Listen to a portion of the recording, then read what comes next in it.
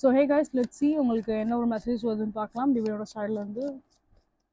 Okay, I'm just getting this again. The triple six, like okay, no, not a triple six, it's 6666. Your personal relationship is strength. Okay, somehow உங்களோட ரிலேஷன்ஷிப்ல ஒரு நல்லபடியாக ஒரு growth ஆகுன்ற மாதிரி தான் இருக்குது.